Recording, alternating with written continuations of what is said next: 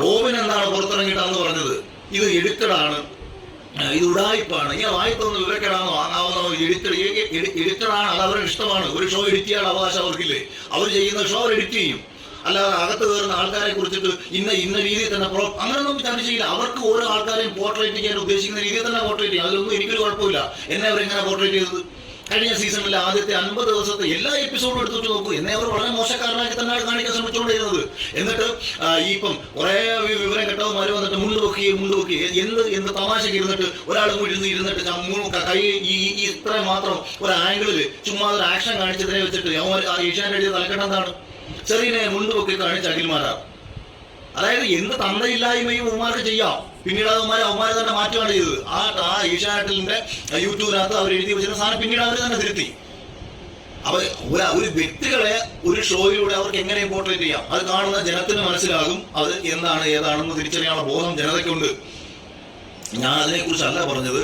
ഈ സീസണിലേക്ക് ആൾക്കാരെ സെലക്ട് ചെയ്യുന്ന സമയത്ത് സാമ്പത്തികമായിട്ടുള്ള നേട്ടങ്ങൾക്ക് ഉപയോഗിക്കുന്നു, ശാരീരികമായിട്ടുള്ള നേട്ടങ്ങൾക്ക് ഉപയോഗിക്കുന്നു, സ്വാർത്ഥ താല്പര്യങ്ങൾ സംരക്ഷിക്കാൻ വേണ്ടിയിട്ട് മറ്റ് മത്സരാർത്ഥികൾക്കെതിരെ ക്രൂരമായിട്ടുള്ള നിലപാടുകൾ സ്വീകരിക്കുന്നു. അതിൽ ഒരു കാര്യം എന്ന് പറയുന്നത്, ഇപ്പം ഈ സിബിന്റെ കാര്യങ്ങളൊക്കെ തന്നെ സിബിൻ നിങ്ങളോട് വളരെ കൃത്യമായിട്ട് പറയും. സിബിൻ എന്നോട് പറഞ്ഞിട്ടുണ്ട്, ചേട്ടാ ഞാൻ എന്തായാലും തുറന്നു പറയും. പക്ഷെ അവന് ശമ്പളം കൊടുത്തിട്ടില്ല. അവൻ 14-15 ദിവസം അവൻ അത്രയ്ക്ക് ഫിനാൻഷ്യലി സ്റ്റേബിൾ ആയിട്ടുള്ള പയ്യനൊന്നുമല്ല. ഇത് ചോദിച്ചാൽ വിചാരിക്കും എന്റെ ജീവിതത്തിൽ ഞാൻ സിബിനെ കണ്ടിട്ടില്ല, ഞാൻ സിബിനും തമ്മിൽ എന്തോ ആത്മബന്ധം ഉണ്ടെന്നാണോ നിങ്ങളുടെ വിചാരം? എന്റെ ജീവിതത്തിൽ ഞാൻ സിബിനെ കണ്ടിട്ടില്ല. എന്റെ സ്വഭാവം ബിഗ് ബോസ് കണ്ടിട്ടുള്ള നിങ്ങൾക്ക് മനസ്സിലാക്കാൻ കഴിയുമെന്നാണ് ഞാൻ വിശ്വസിക്കുന്നത്. കഴിഞ്ഞ സീസണിൽ അനിയൻ മിഥുന് പുറത്ത് വലിയ നെഗറ്റീവ് ഉണ്ടാകുന്നു. അനിയൻ മിഥുനെ എല്ലാവരും ചേർന്ന് ഒറ്റപ്പെടുത്തി സംസാരിക്കുന്നു. അപ്പം അനിയൻ മിഥുനെ സപ്പോർട്ട് ചെയ്ത് സംസാരിച്ച ആളാണ് ഞാൻ. അതെന്തുകൊണ്ടാണ്? ഒരാളെ ഒറ്റപ്പെടുത്തി കടന്നാക്രമിക്കുന്ന സമയത്ത് ശരികൾക്കൊപ്പം മാത്രമേ അയാളെ തെറ്റുകളെ നമുക്ക് എതിർക്കാം. അതേപോലെ തന്നെ സിബിനെ എനിക്കറിയില്ല, സിബിനെ കുറിച്ചിട്ട് ഒന്നും അറിയില്ല. ഞാൻ സിബിനെതിരെ, അതായത് സിബിനെ ലാലേട്ടന്റെ പറച്ചിൽ കേട്ട് വരേണ്ടതെങ്കിൽ പോയവനാണോ സിബിൻ എന്ന് ചോദിച്ചിട്ട് ഞാൻ സിബിനെതിരെ സംസാരിച്ചിട്ടാണ് കഴിഞ്ഞ ലൈവിൽ ആദ്യം ഞാൻ സംസാരിക്കുന്നത്. പക്ഷേ എന്താണ് സിബിന് യഥാർത്ഥത്തിൽ സംഭവിച്ചത്? സിബിനെ അവിടെ നിന്ന് പുറത്താക്കണമെന്നുള്ള ഉദ്ദേശത്തോട് കൂടിയിട്ട് നാളിതുവരെയും ഒരു സൈക്കാട്രിക് മെഡിസിൻ പോലും കഴിക്കാത്തൊരു ചെറുപ്പക്കാരനെ ഭ്രാന്തനാക്കി ചിത്രീകരിക്കാനുള്ള ശ്രമം. അവന് ട്രോമ ഉണ്ടായിട്ടുണ്ട്. അവനൊരു പ്രണയം ഫെയിലിയർ വന്നു കഴിഞ്ഞാൽ ഒരു മനുഷ്യൻ, അത് സ്വാഭാവികമല്ല. എത്രയോ ചെറുപ്പക്കാർക്ക് പ്രണയ നഷ്ടങ്ങൾ ഉണ്ടാകുന്ന സമയത്ത് നമ്മൾ നാളെ ഒരാളത്ത് പറയുമ്പോഴത്തേക്ക് എനിക്കൊന്നും സഹിക്കാൻ പറ്റിയില്ല, എനിക്ക് കുറെ കാലം കിടന്ന് ഉറങ്ങാൻ പറ്റിയില്ല. ഇതൊക്കെ വളരെ കാഷ്വലി നമ്മളെല്ലാവരും നമുക്കൊരു വിഷമം ഉണ്ടാകുന്ന സമയത്ത് പറയുന്നത്, നമുക്ക് വേണ്ടപ്പെട്ട ഒരാൾ മരിച്ചു പോയി കഴിഞ്ഞാൽ നമ്മൾ അതേ ട്രോമയിലേക്ക് നമ്മൾ കുറച്ച് നാൾ പോകും. അതിൻ്റെ അർത്ഥം നമ്മൾ സൈക്കാട്രിക് മെഡിസിൻ എടുത്ത് കഴിച്ചിട്ട് ഏതെങ്കിലും ഹോസ്പിറ്റലിൽ അഡ്മിറ്റ് ആവുക, കുറെ ആൾക്കാർക്ക് മുമ്പിൽ നമ്മളെ ഭ്രാന്തരാക്കി കുറെ ആൾക്കാർ ചിത്രീകരിക്കാൻ അവസരം ഉണ്ടാക്കി കൊടുക്കുക. അപ്പൊ സിബിന്റെ കേസിൽ സംഭവിച്ചത് അവന് കുറെ വിഷമങ്ങൾ വന്നു. അവൻ വിഷമങ്ങൾ വന്ന സമയത്ത് അവൻ ഹൗസിൽ ഇരുന്നിട്ട് എനിക്ക് ഇറങ്ങി, ഇത് ഞാൻ പറഞ്ഞിട്ടില്ലേ? ഇത് ഹൗസിനകത്ത് ഞാൻ എത്രയോ പ്രാവശ്യം പറഞ്ഞിട്ടുണ്ട്, എനിക്ക് ഇറങ്ങിപ്പോണം. കാരണം എന്താ, എനിക്ക് മത്സരിക്കാൻ സ്ട്രോങ് ആയിട്ട് മത്സരാർത്ഥികൾ ഇല്ല എന്നുള്ള ഫീല്. ഏതെങ്കിലും ആ മത്സരാർത്ഥികളെ കളിച്ച് തോപ്പിക്കുമ്പോൾ ഞാനത് എക്സൈറ്റ്മെന്റ് കണ്ടെത്തുന്നില്ല. എനിക്ക് ശക്തരായ മത്സരാർത്ഥികളോട് മത്സരിക്കാനായിരുന്നു എൻ്റെ ഒരു പേഴ്സണൽ ഇഷ്ടം. അപ്പൊ ഇത് തന്നെ ഞാൻ ബിഗ് ബോസിനടുത്ത് പോയി പറയുന്നുണ്ട്. മറ്റുള്ള ആൾക്കാർക്ക് കിട്ടുന്ന നേട്ടം ഞാനായിട്ട് തള്ളിക്കളയുന്നില്ല. ബിഗ് ബോസ് ഞാൻ ഇറങ്ങി പൊക്കോളാം, അവർക്കൊക്കെ ഒരുപാട് ആഗ്രഹങ്ങളുള്ളവരാണ്. ഞാൻ പുറത്ത് എന്റെ കാര്യങ്ങൾ ഞാൻ പോയി ചെയ്യാം. ഇതാണ് ഞാൻ കൺഫെഷൻ റൂമിൽ പോയി സംസാരിക്കും. ഞാൻ കരഞ്ഞിട്ട് ഞാൻ കൺഫെഷൻ റൂമിൽ പോയി സംസാരിക്കുന്നത് ഇതാണ്. എന്റെ കാര്യമല്ല അവിടെ ഞാൻ പറഞ്ഞത്. മറ്റ് മത്സരാർത്ഥികൾക്ക് എന്തെങ്കിലും നേട്ടം ഉണ്ടായിക്കോട്ടെ, ഞാൻ പുറത്ത് അച്ചീവ് ചെയ്തോളാം, ഇതാണ് ഞാൻ പോയി പറഞ്ഞത്. ഇതെല്ലാവർക്കും വരും. പിന്നെ ഈ സിബിൻ കാണിച്ചു എന്ന് പറഞ്ഞ സിമ്പിൾ കഴിഞ്ഞ സീസണിൽ അത് റിപ്പീറ്റായിട്ട് കാണിച്ച ഒരാൾ വിനോഷായിരുന്നു. എന്റെ മുഖത്ത് നോക്കി ശോഭ ചെയ്ത് കാണിച്ചിട്ടുണ്ട്. ഞങ്ങളാരും ഇതൊന്നും ഇത്ര വലിയ കാര്യമായിട്ട് കൊണ്ടു നടക്കുകയോ അതിനെതിരെ ബിഗ് ബോസിന്റെ ഭാഗത്ത് നടപടി ഉണ്ടാകുകയോ ഒന്നും ചെയ്തിട്ടില്ല. അപ്പൊ അതെന്തോ ഭയങ്കര, അതായത് ബിഗ് ബോസിൽ ഒരു കാലത്തും ചെയ്യരുതാൻ പറ്റാത്ത ഒരു ആംഗ്യം കാണിച്ചു. അത് ലാലേട്ടൻ ചോദിക്കും, എന്ത് മണ്ണാങ്കട്ടയ്ക്കാണ് ചോദിക്കുന്നത്? അതെന്തിനു ചോദിക്കേണ്ട കാര്യം? ബിഗ് ബോസിനകത്ത് വരുന്ന ഒരാൾ, അതാണ് പറച്ചിലേട്ടായിരിക്കും ബിഗ് ബോസ് സീസൺ 6 അത്രയേറെ കുടുംബ പ്രേക്ഷകർക്കിടയിൽ കാണിച്ചുകൊണ്ടിരിക്കുന്ന മാന്യതയും മര്യാദയും കണ്ടിട്ട് ജനതയ്ക്ക് ഈ ഒരു കൊച്ചു തെറ്റ് കണ്ടപ്പോഴത്തേക്ക് ജനതയ്ക്ക് സഹിക്കാൻ പറ്റില്ല. സിബിൻ എന്ത് തെമ്മാടിത്തരമാണ് ഈ കാണിച്ചത് എന്ന് തോന്നിയത് കൊണ്ടാണോ ലാലേട്ടനെ കൊണ്ട് ചോദിപ്പിക്കുന്നത്, അല്ലെങ്കിൽ ബിഗ് ബോസ് ആ സമയത്ത് ഇടപെടുന്നത്? ഞാനെങ്കിൽ കഴിഞ്ഞ സീസണിൽ കാണിച്ചിട്ടുണ്ടല്ലോ, ആ സമയത്ത് ആരും ഇടപെട്ടിട്ടില്ലല്ലോ. പിന്നെ അതാണ് ഞാൻ പറഞ്ഞത്. സീസണിൽ അവർക്ക് വേണ്ടപ്പെട്ട ആൾക്കാരെ ഫേവർ ചെയ്ത് അവർക്ക് ചില കാര്യങ്ങൾ കൊണ്ടുപോകാൻ പറ്റും. അത്തരം കാര്യങ്ങൾ അവർക്ക് ചെയ്യാം. അപ്പൊ ഈ രണ്ട് കാര്യങ്ങൾ ഞാൻ കുറച്ചുകൂടെ ഡീറ്റെയിൽ ആയിട്ട് പറയാണ്. കാര്യം ഇന്നലെ എനിക്കിത് കേട്ടപ്പോൾ ഒരു ചെറുപ്പക്കാരനെ ഭ്രാന്തനാക്കി ചിത്രീകരിച്ചുകൊണ്ട് സ്വന്തം താല്പര്യങ്ങൾ സംരക്ഷിക്കാൻ വേണ്ടി ഒരു ഷോയിൽ നിന്ന് പുറത്താക്കി അവന്റെ വീട്ടിൽ വിളിച്ചിട്ട് പോലും ഒരു ഭ്രാന്താന്ന് പറഞ്ഞു. ഈ ഒരു മനുഷ്യൻ സൈക്കാട്രിക് മെഡിസിൻ കഴിച്ചാൽ തന്നെ ഭ്രാന്താവും. ഞാൻ ആ ഡിവിഷനിൽ വർക്ക് ചെയ്ത 1 വർഷം അവിടെ വർക്ക് ചെയ്ത ഒരു മെഡിക്കൽ റെപ്രസെന്റേറ്റീവാണ് ഞാൻ. അതുകൊണ്ട് തന്നെ നമ്മൾക്ക് ഇതൊന്നും ഇല്ലെങ്കിലും ഒരു സൈക്കാട്രിക് മെഡിസിൻ ഒരു പ്രശ്നങ്ങളും തലയ്ക്ക് അല്ലെങ്കിൽ ശാരീരികമായിട്ട് മാനസികമായിട്ട് ഇല്ലാത്തൊരു മനുഷ്യൻ ഇത്തരം ഡ്രഗ് കഴിച്ചാൽ സ്വാഭാവികമായിട്ട് പ്രശ്നങ്ങൾ ഉണ്ടാവും. അപ്പൊ അവന് ഡ്രഗ് കൊടുക്കാൻ പറയുന്നത് ഡോക്ടറെ കാണുന്നതിന് മുൻപ് ഡ്രഗ് കഴിക്കണമെന്നാണ് പറയുന്നത്. അതായത് എന്നിട്ട് വീട്ടിൽ വെച്ചിട്ടാ പറഞ്ഞത് അവന്റെ. ഇതിനിടയ്ക്ക് ആ ചെറുപ്പക്കാരന്റെ അച്ഛന് അറ്റാക്ക് വന്നു. പുള്ളിക്ക് ഇപ്പം ബൈപ്പാസ് സർജറി ആയിട്ടിരിക്കുകയാണ്. അപ്പൊ ഇങ്ങനെ ഇരിക്കുന്ന ഈ സാഹചര്യത്തിൽ അവന്റെ വീട്ടുകാരെ കൊണ്ട് വിളിപ്പിക്കുകയൊന്നും ചെയ്തിട്ടില്ല. തുടക്കത്തിൽ ജാസ്മിൻ എന്തോ വിഷമം വന്നെന്നോ അച്ഛൻ എന്തോ പ്രശ്നം വന്നെന്നോ ഇപ്പം തുടക്ക സമയത്ത് തന്നെ മത്സരത്തിലോട്ട് കയറി ആദ്യത്തെ 2 ആഴ്ചക്കുള്ളിൽ തന്നെ അങ്ങനെ കണക്ട് ചെയ്യാനുള്ള ഒരു അവസരം ഉണ്ടാക്കി കൊടുക്കുന്ന അതേ ഷോയുടെ ആൾക്കാർ സിബിന്റെ അച്ഛൻ അറ്റാക്ക് വന്നിട്ടും അവനെ അറിയിക്കുന്നില്ല. ഇതെന്തുകൊണ്ടാണെന്ന് ചോദിച്ചാൽ പണവും പെണ്ണും ഇത് രണ്ടും ഫോക്കസ് ചെയ്ത് അതിന്റെ പിന്നിൽ പ്രവർത്തിക്കുന്ന ആൾക്കാർ.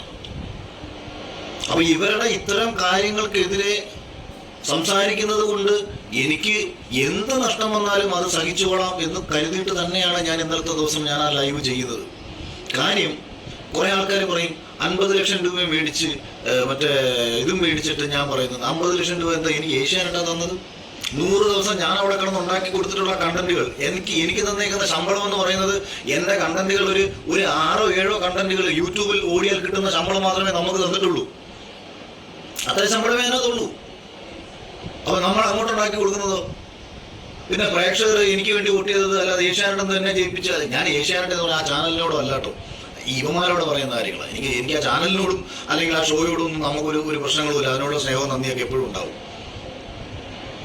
യവന്മാരാണോ നമ്മളെ ജയിപ്പിക്കുന്നത്?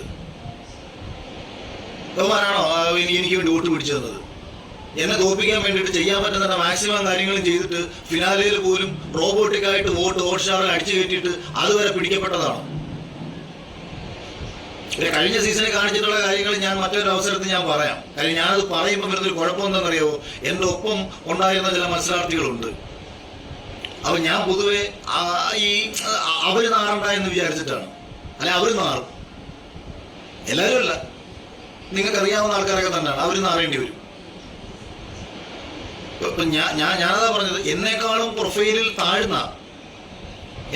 ഒരുപാട് പ്രൊഫൈലിൽ താഴ്ന്ന ഒരു മത്സരാർത്ഥിക്ക് എന്റെ 3 ഇരട്ടി ശമ്പളം കൊടുത്തുകൊണ്ട് അതിനകത്ത് കയറ്റണമെങ്കിൽ എന്തായിരിക്കും ഉദ്ദേശം?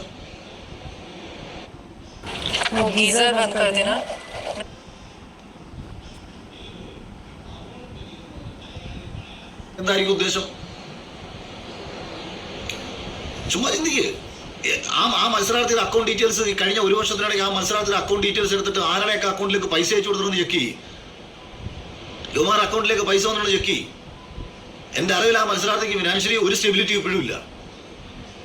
പിന്നെ ഇത് ഞാൻ ഈ പേര് പറഞ്ഞ് കാര്യകാരണങ്ങൾ നിരത്തി കഴിഞ്ഞ സീസണുകളിൽ അവിടെ വന്നിരുന്ന്, അതായത് മുംബൈയിൽ വന്നിരുന്ന് അന്ന് ചെയ്തിട്ടുള്ള പല കാര്യങ്ങളും ഞാൻ നാളെ ഇതുവരെ പറഞ്ഞിട്ടില്ല. എനിക്കത് പറഞ്ഞതുകൊണ്ട് പ്രത്യേകിച്ച് കാര്യം ഞാൻ ജയിച്ചു, ഞാൻ വിന്നറായി, കാര്യങ്ങൾ കഴിഞ്ഞു. ഈ സീസൺ തുടങ്ങിയ സമയത്ത് ആദ്യത്തെ 2 ആഴ്ച ആയപ്പോൾ തൊട്ട് ഏറ്റവും ഉണ്ടായ മാനസിക വിഷമം എന്ന് പറയുന്നത് ഈ ഷോയെ, ബിഗ് ബോസ് എന്ന് പറയുന്ന ഷോയെ കുറെ ക്വാളിറ്റിയോടുകൂടി കണ്ടൊരു ജനത, കുറെ ആസ്വദിച്ച് കണ്ടിരുന്നൊരു ജനത അവരെ മൊത്തവും വെറുപ്പിച്ച് നാറി ഏറ്റവും മോശം രീതിയിൽ സമൂഹത്തിലും കുടുംബത്തിലും കുട്ടികൾക്കിടയിലും ഇത്രയും മോശമാക്കി ഇങ്ങനെ പോയിക്കൊണ്ടിരുന്നിട്ട് 50ാമത്തെ ദിവസം ലാലേട്ടനെ കൂടെ വിളിച്ചു നിർത്തിയിട്ട് ഇതെന്തൊക്കെയോ മഹത്തരമാണെന്ന് പറഞ്ഞങ്ങ് കാണിക്കുകയാണ് ഇവര്. അതെല്ലാം കണ്ടപ്പോഴാണ് ഇതിനെതിരെ ഇനിയും പറയാതിരുന്നിട്ട് കാര്യമില്ല. ഇവന്മാരുടെ തെമ്മാടിത്തരങ്ങൾക്കെതിരെ ഇനിയും പറയാതിരുന്നിട്ട് യാതൊരു കാര്യമില്ല. പ്രേക്ഷകരെ അത്രയേറെ കോമാളികളും വിഡ്ഢികളുമാക്കി ഇവന്മാർ മാറ്റാൻ ശ്രമിക്കുകയാണ്.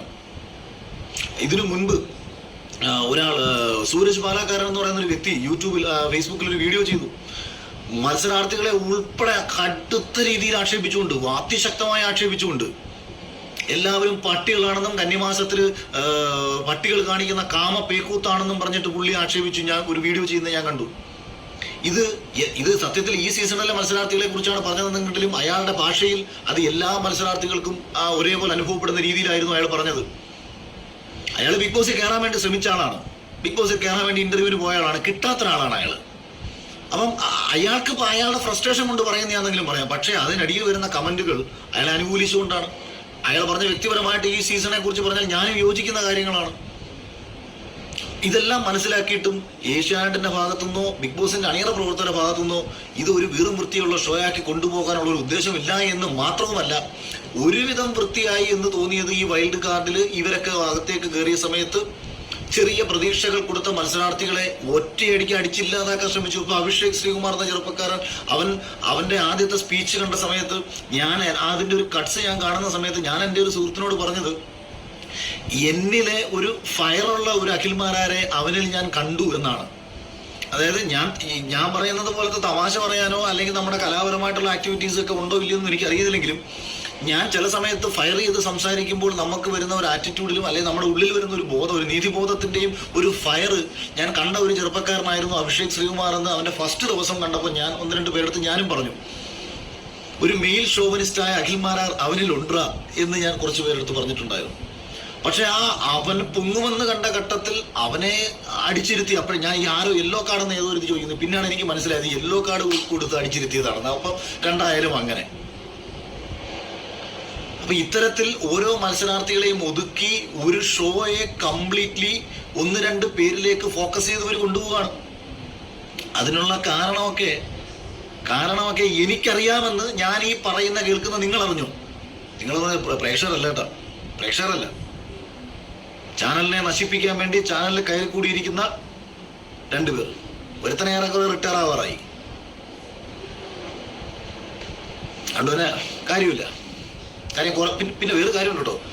ഇന്നലെ രാത്രി തൊട്ട് പ്ലാനിങ് ആയിരിക്കും, എങ്ങനെ എന്നെ നശിപ്പിക്കാം, എന്നെ എങ്ങനെ തകർക്കാമെന്നുള്ള പ്ലാനിങ് ആയിരിക്കും. ഞാൻ ആദ്യമേ പറയുന്നു, തകരാൻ തയ്യാറാണ്, ഒരു പ്രശ്നമില്ല, 100% തകരാൻ തയ്യാറാണ്. എനിക്ക് എൻ്റെ ഭാര്യയ്ക്ക് 2 വീട് നാട്ടിൽ കിടപ്പുണ്ട്, അത്യാവശ്യം വസ്തുക്കൾ നാട്ടിൽ കിടപ്പുണ്ട്, റബ്ബർ വെട്ടിവിറ്റാലും അവർക്ക് ജീവിക്കാൻ പറ്റും.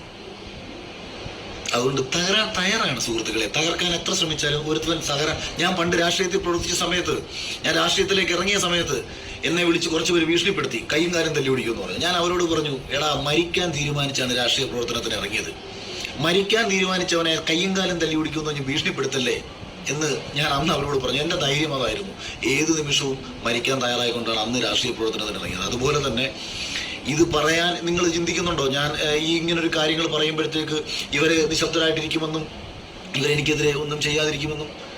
അപ്പം അതുകൊണ്ടാണ് ആദ്യമേ പറയുന്നത്, സ്വയം തകരാൻ തയ്യാറായിക്കൊണ്ട് തന്നെയാണ് നിങ്ങളെ കണക്കുള്ള പരമനാറികളുടെ ചെമ്മാടിത്തരത്തിനും ചെറ്റത്തരത്തിനും ഇന്നലകളിൽ ഈ ബിഗ് ബോസ് പോലത്തെ ഷോയിലേക്ക് വരാൻ ആഗ്രഹിച്ചിട്ടുള്ള പല ആൾക്കാരും നേരിടേണ്ടി വന്ന എന്തുകൊണ്ടാണ് അർഹതയുള്ള മത്സരാർത്ഥികൾ ഇതിനകത്ത് എത്താതെ പോയത് എന്ന് പറയേണ്ടി വരുന്നത് ഇതുകൊണ്ടാണ്. ആകെ ഒരു സന്തോഷം എന്ന് പറയുന്നത്, പ്രേക്ഷകരാണ്, നിങ്ങളുടെ വോട്ടാണ് എനിക്ക് കിട്ടിയ നേട്ടം. അതിവരാരും ഉണ്ടാക്കി തന്നതൊന്നുമല്ല, ഇവർ ഉണ്ടാക്കാൻ ശ്രമിച്ചതുമല്ല. ഇവർ ഏതെല്ലാം രീതിയിൽ എന്നെ തോൽപ്പിക്കാൻ ശ്രമിക്കാമോ ആ രീതിയിലെല്ലാം തോൽപ്പിക്കാൻ ശ്രമിച്ചിട്ടുള്ളവരാണ്. അതുകൊണ്ട് അത് വിഷയമേ ഉള്ള കാര്യമല്ല. നിങ്ങളുടെ സപ്പോർട്ടും നിങ്ങളുടെ സ്നേഹവും പ്രാർത്ഥനയും ഒക്കെ മതി. പിന്നെ ഇതൊന്ന് ക്ലാരിറ്റി ആണ്. അപ്പോൾ 2 കാര്യങ്ങൾക്കും ക്ലാരിറ്റി വന്നെന്ന് വിചാരിക്കുന്നു. ഫസ്റ്റ് കാര്യം എന്ന് പറയുന്നത്, എല്ലാ സ്ത്രീകളെയും ഉദ്ദേശിച്ച് പറഞ്ഞ കാര്യങ്ങളല്ല. 2, മറ്റേ റോബിൻ രാധാകൃഷ്ണൻ പറഞ്ഞ കാര്യങ്ങളും ഞാൻ പറഞ്ഞ കാര്യങ്ങളും ആടും ആനയും തമ്മിലുള്ള വ്യത്യാസമുണ്ട് എന്ന്. പിന്നെ ഞാൻ ഈ റോബിൻ്റെ ഫാൻസിനോട് ആരെങ്കിലും ഉണ്ടെങ്കിൽ ഈ കമൻറ്റ് സെക്ഷനിൽ ഒന്ന്, ഇനി റോബിനാണ് ഇത് ചെയ്യുന്നതെന്നുണ്ടെങ്കിലും, ദുബായിൽ വെച്ചിട്ട് റോബിൻ എന്നോട് എന്താണ് പേഴ്സണലി വന്ന് സംസാരിച്ചതെന്നും റോബിൻ്റെ അവസ്ഥ എന്താണെന്നും റോബിൻ്റെ ഫിനാൻഷ്യൽ സ്റ്റെബിലിറ്റി എന്താണെന്നും വളരെ വ്യക്തമായിട്ട് അറിയാവുന്ന ഒരാളാണ് ഞാനെന്ന് അറ്റ്ലീസ്റ്റ് റോബിനെങ്കിലും അറിഞ്ഞിരിക്കുക. അതുകൊണ്ട് ഈ ഊള ഫാൻസുകളോട് പറയണം, ഈ അനാവശ്യ കമൻറ്റുകളുമായിട്ട് എനിക്ക് പേഴ്സണലി മെസ്സേജ് അയക്കാനോ താരതമ്യം ചെയ്ത് സംസാരിക്കാനോ നിൽക്കരുത്. നിപന്മാരോടൊക്കെ പറയണം, കൃത്യമായിട്ട് പറഞ്ഞേക്കുക. അതല്ല മുന്നോട്ട് മറ്റേ ഇതൊന്നും റോബിൻ അറിയത്തില്ല. റോബിനെ നശിപ്പിക്കാൻ വേണ്ടിയിട്ട് കുറേ എണ്ണം ചെയ്യുന്ന കാര്യങ്ങളാണെന്നുണ്ടെങ്കിൽ എനിക്ക് റോബിനോട് സ്നേഹം മാത്രമേ എല്ലാ കാലത്തും ഉള്ളൂ. മുമ്പും അങ്ങനെയുള്ളൂ, ഇപ്പോഴും അങ്ങനെയുള്ളൂ. പക്ഷേ ഈ ഊള, അതായത് നിന്നെ ഈ നശിപ്പിച്ചില്ലാതാക്കി ഇരുത്തിയേക്കുന്നത് ഇത്തരം തലയ്ക്ക് വിടുവില്ലാത്ത ഈ വാട്സപ്പിലുള്ള ടീമുകളാണ്. 10, 100, 150, 200 പേരുടെ വാട്സപ്പ് ഗ്രൂപ്പ് ഉണ്ടല്ലോ. ആ വാട്സപ്പ് ഗ്രൂപ്പിനകത്ത് നീ എത്രയും പെട്ടെന്ന് ഒഴിഞ്ഞു പോക്കോ, നിനക്ക് മുന്നോട്ട് പോകാൻ കൂടുതൽ ഗുണമുണ്ടാവും. കുമാരെ എന്ന് നീ അടിച്ചു കളയുന്നോ നിനക്ക് മുന്നോട്ട് പോകാൻ പറ്റും. നിനക്കറിയാം നിന്റെ ജീവിതം നശിപ്പിച്ച കുമാരാണെന്നുള്ള കാര്യം. അതുകൊണ്ട് ഇമാതിരി തൊലിഞ്ഞ കമൻറ്റും കൊണ്ട് കമൻറ്റ് ഇട്ടോ, കമൻറ്റ് തന്നെ എനിക്ക് കമൻറ്റ് ഇടുന്നത് പറയുന്നത് എനിക്ക് പ്രശ്നമുള്ള കാര്യമല്ല. പക്ഷേ എനിക്ക് ചില കാര്യങ്ങൾ ഈ വാട്സപ്പിലും മറ്റേ ഫേസ്ബുക്കിലും പേഴ്സണലി ചിലർ അയച്ചു തരുന്നത് കാണുന്നുണ്ട്. അപ്പം ഞാൻ തന്നെ വിചാരിക്കും, ഈ ചെറുക്കനെ നശിപ്പിക്കാൻ വേണ്ടി ഇറങ്ങിയേക്കുന്ന ഊളകളാണെന്നല്ലേ കുമാരൻ. അപ്പം ബൈ. Thank you. സപ്പോർട്ടിന് എല്ലാവർക്കും സ്നേഹം, നന്ദി.